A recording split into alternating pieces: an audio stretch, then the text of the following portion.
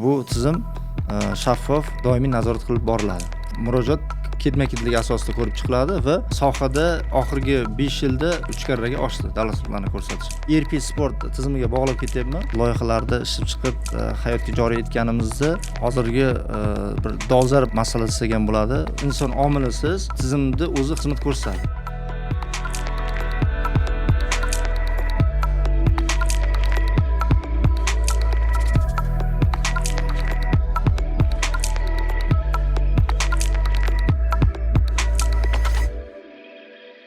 Assalomu alaykum qadrli kuzatuvchilar. Qulay hayot podkastining navbatdagi soni efirda. Butun dunyoda sport tobora ommalashib bormoqda. O'zbekistonda ham sportga bo'lgan e'tibor avvalgi yillardagidan ko'ra bir necha barobar farq qiladi va sport nafaqat shoh-supalarga chiqish, bayrog'imizni yuqori ko'rsatish vositasi, balki o'zimizning, tanamizning va kelajak avlodning sog'lom bo'lishi uchun ham muhim bo'lgan yo'nalish hisoblanadi. Va sport sohasida bugun raqamlashtirish jarayonlari qanday ketmoqda? Fuqarolarimizga bu yo'nalishda qanday qulayliklar yaratilmoqda? Aynan bu sonimizda shu mavzularni muhokama qilmoqchimiz. Mehmonimiz esa Navro'z aka Shoymardonov, Sport vazirligi axborot kommunikatsiya texnologiyalarini joriy etish va sun'iy intellektni rivojlantirish bo'lim boshlig'i.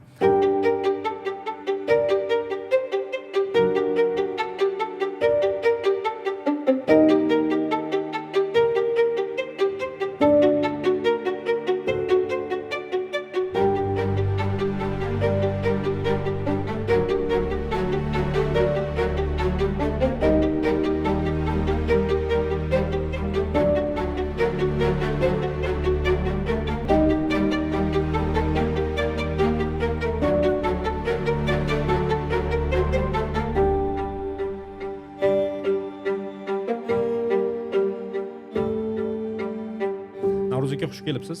Assalomu alaykum. Xushvaqt bo'ling. Hozir sport yo'nalishida, aynan sizning yo'nalishingizda fuqarolarimizga qulaylik yaratish uchun aynan qanday texnologiyalar joriy etilyapti? Sport yo'nalishidagi qanday xizmatlardan bugun fuqarolarimiz uydan chiqmagan holatda oddiy qo'l telefoni orqali foydalanish imkoniyatlari yaratilgan.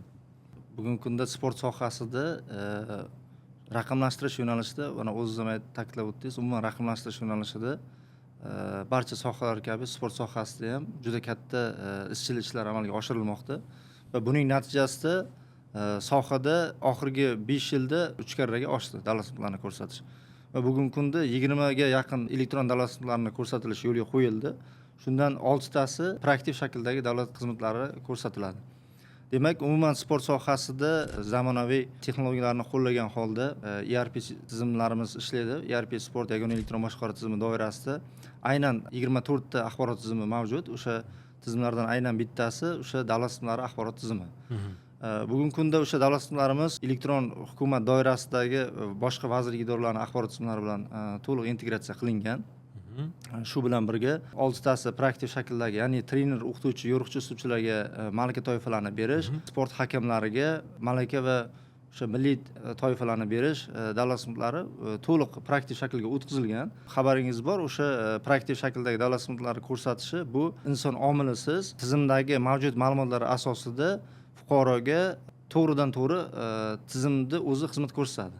Avtomatik tarzda. Bu praktik shakldagi xizmatlar 2025-yil hukumatimizning 500-son qarori qabul qilingan. Mana shu qarorga muvofiq, qarorda ilovasi bilan tasdiqlangan reglamentga muvofiq umuman o'sha sport sohasidagi trener, o'qituvchi, yo'riqchi uslubchilarimizga hamda hakamlarimizga malaka toifalarini berish praktik shakldagi xizmat ko'rinishida ko'rsatilishi yo'lga qo'yilgan. Shu bilan birga sport sohasidagi yana boshqa elektron davlat xizmatlari ko'rsatilishi yo'lga qo'yilgan. Bu O'zbekistondagi my.gov.uz yagona interaktiv davlat xizmatlari portali orqali ko'rsatilib kelinmoqda.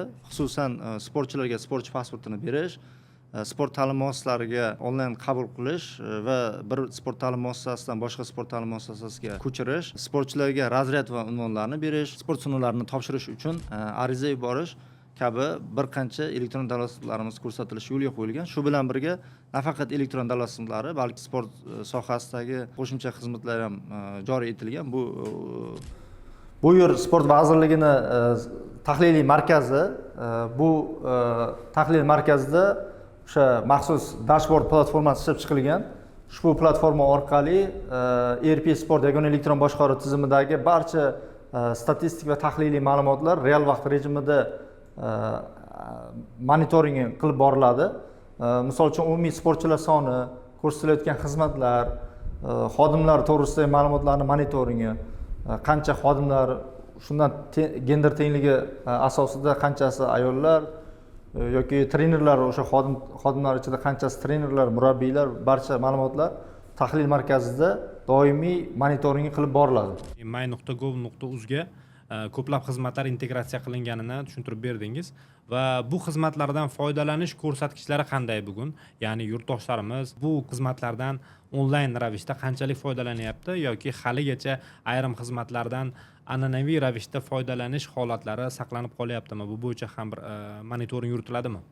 Albatta, bizda o'sha har bitta elektron ko'rsatiladigan davlat xizmatlarini vazirligimizda yoki hududiy boshqarmalarimizda hattoki uchun mas'ul xodimlar, mutaxassislar doimiy faoliyat yuritib boradi. Birgina misol, oxirgi praktik shaklda o'tkazilgan davlat xizmatlarini aytib o'tdim. 1 yil davomida 500 ga yaqin o'sha oliy toifali trenerlarimiz marka toifasini olgan bo'lsa, hozirgi oxirgi 1 yilda xizmat ko'rsatilishi yo'lga qo'yilgandan keyin praktik shaklda bu 1000 ga yaqin, ya'ni 2 barobar ko'p o'sha praktik shakldagi davlat xizmatlari ko'rsatilishi yo'lga qo'yildi. Bu bo'yicha statistik ma'lumotlarimiz o'sha my.gov.uz da har bitta davlat xizmatlarini ko'rsatilish statistik ma'lumotlari o'sha tizimda chiqarilgan. Shu bilan birga sport sohasida ham interaktiv xizmatlar portali ishlab chiqilgan my.sport.uz.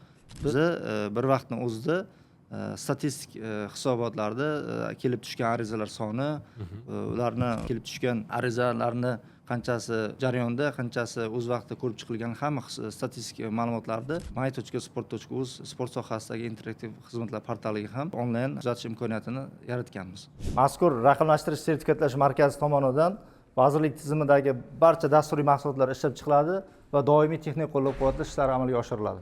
Bugun ko'pchilikka qiziq bo'lishi mumkin bo'lgan masala, aytgan xizmatlaringiz, qulayliklar orasida aynan ota-onalar farzandlarini sport to'garaklariga yoki sport maktablariga joylashtirish masalasi.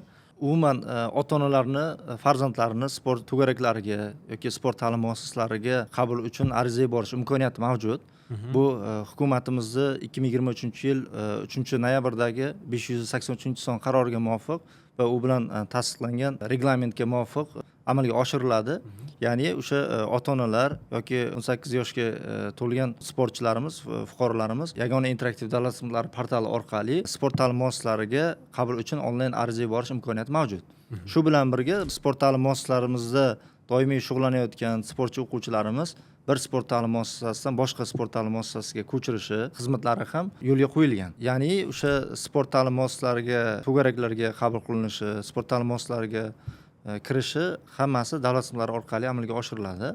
Bu o'z-o'zidan o'sha byurokratik to'siqlarni kamaytiradi, tizimda shaffoflik, adolatlik prinsipi asosida ishlaydi. Har qanday murojaat ketma-ketlik asosida ko'rib chiqiladi va navbatlarda keskin kamayishiga olib keladi. Uy-joy masalasida, masalan, shunday bugun dasturlar ishlab chiqilganki, ya'ni siz qaysidir hududni tanlab olsangiz, qayerda ijaraga beriladigan yoki sotiladigan xonadonlar borligini ko'rish imkoniyati yaratilgan. Bozor iqtisodiyoti bo'lgandan keyin mana shunaqa dasturlar ham takomillashib boryapti.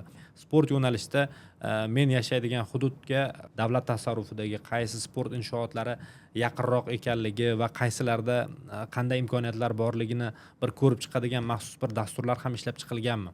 Interaktiv xizmatlar portali yuqorida aytib o'tdim. Bu borada my.sport.uz, ya'ni sport sohasidagi interaktiv xizmatlar portalida kirganida o'ziga eng yaqin sport inshootini tanlash mumkin. Bu albatta o'zini geolokatsiyasi yoqilgan bo'lsa, o'sha eng yaqin sport inshootlari joyini chiqarib beradi va birortasini tanlagandan keyin o'sha inshootdagi mavjud bo'sh sport turlari bo'yicha joylar, shuningdek qaysi trenerlar mavjud shart-sharoitlar, rasmlar, fotosuratlar to'g'risidagi ma'lumotlar bilan ham tanishish mumkin. Va o'z navbatida o'sha mashg'ulotlarda o'ziga ma'qul kelgan mashg'ulotlar, sport turlarini tanlagandan keyin o'sha o'rnatilgan tartibda davlat xizmatlari orqali o'sha muassasaga mashg'ulotga borish mumkin. Navro'z aka, sportga sarflanayotgan mablag'lar, milliardlar ya'ni va ularning o'z joyiga borayotgani, ushbu mablag'larni to'g'ri tasarruf qilinayotgani, misol uchun sport inshootlari qurilishi deymizmi yoki sport jihozlari sotib olinishi va ulardan foydalanish deymizmi? Mana shu jarayonlarni qay tarzda nazorat qilinmoqda? Ya'ni raqamlashtirish bilan bevosita bog'liq bo'lgan jarayon qanchalik to'g'ri yo'lga qo'yilgan?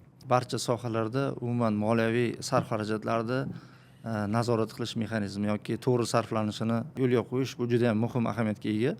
Shu bois bizda sport sohasida ham ERP sport yagona elektron boshqaruv tizimi doirasida moliya axborot tizimi ishlab chiqilgan va bugungi kunda ushbu moliya axborot tizimi sport sohasida ajratilgan mablag'larni rejalashtirish va moliyalashtirilgan sarf xarajatlarida sport tadbirlarida o'sha foydalanishi, moliyaviy texnik hujjatlarini topshirishigacha bo'lgan qadar barcha jarayonlarni raqamlashtirilgan holda mexanizm yo'lga qo'yilgan. Murabbiylar faoliyatini baholashdachi, ya'ni o'sha sport maktablari yoki sport inshootlarida yoki umuman davlat tasarrufidagi muassasalarda murabbiylarni qay darajada faoliyat olib borayotgani, u haqiqatda o'z faoliyatini qoniqarli ravishda yo'lga qo'yganmi yoki yo'q degan savollarga ham bu sizlar o'rnatgan tizim, raqamlashtirish jarayonlari bilan birga javob olsa bo'ladimi?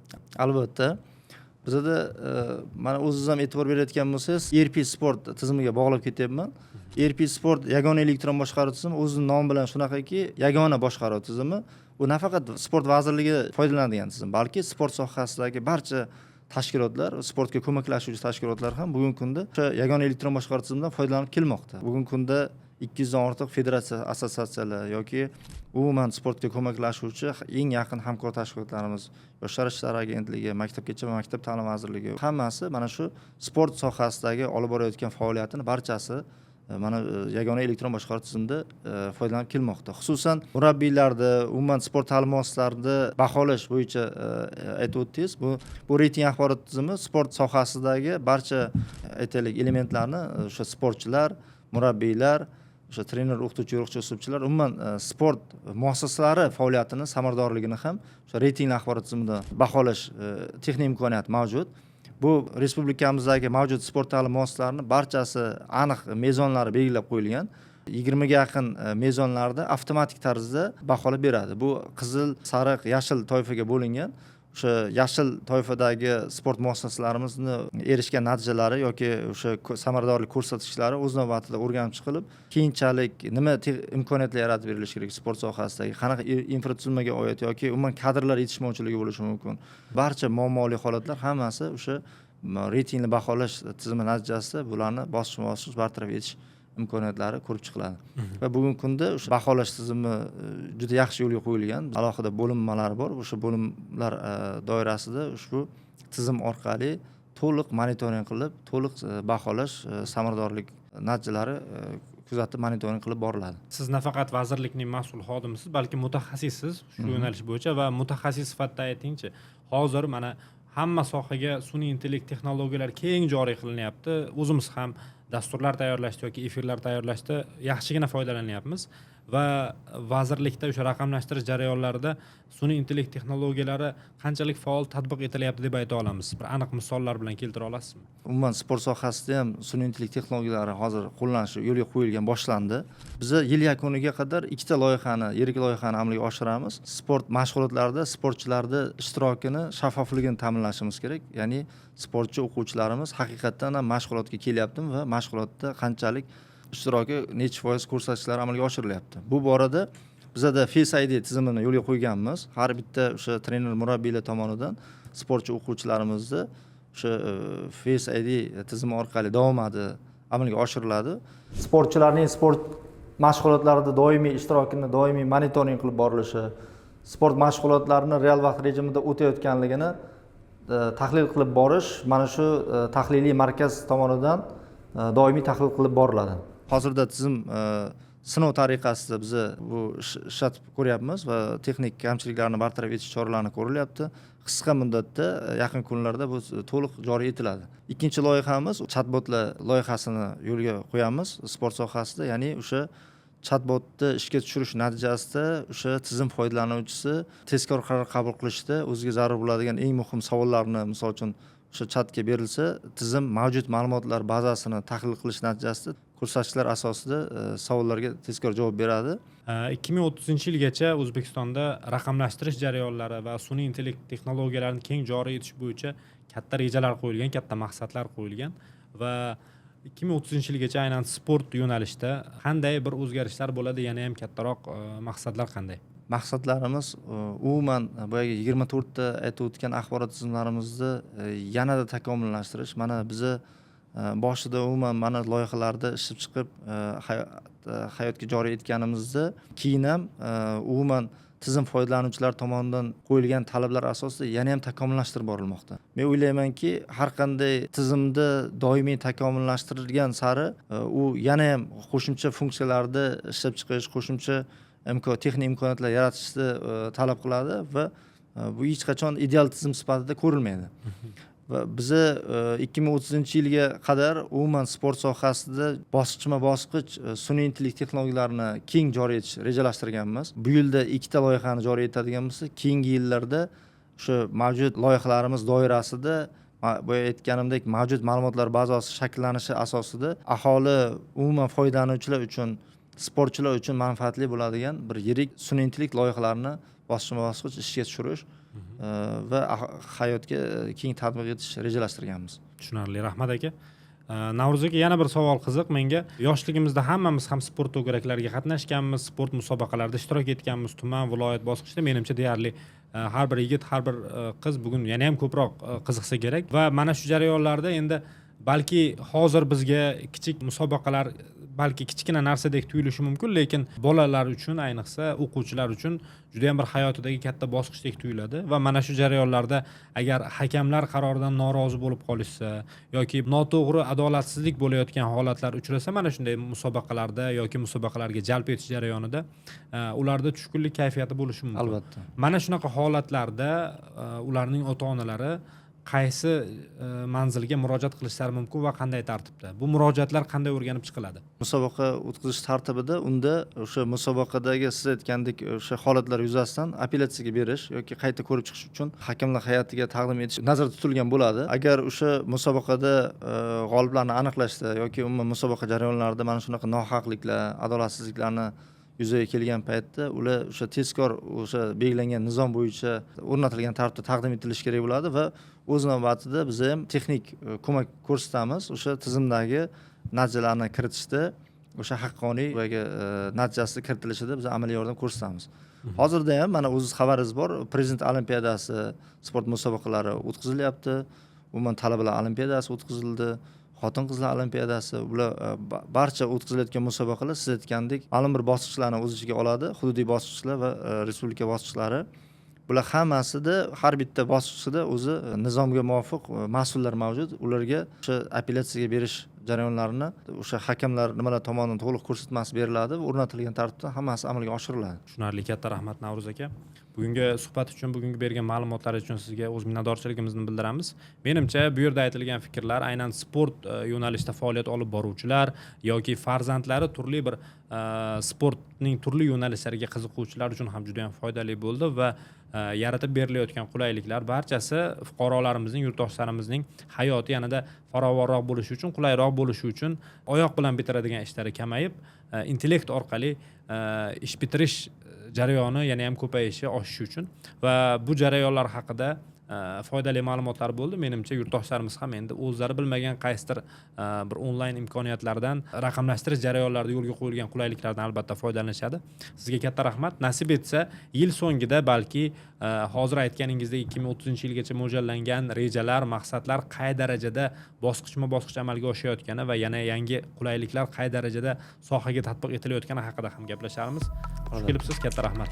Navbatdagi dasturlarimizni ham my.go.uzning YouTube'dagi va ijtimoiy tarmoqlardagi rasmiy sahifalarda kuzatib borishingiz mumkin. Qulay hayot podkasti orqali sizning hayotingizni yanada qulaylashtirilishi mumkin bo'lgan imkoniyatlar haqida so'zlab boramiz. Kuzatishda davom eting.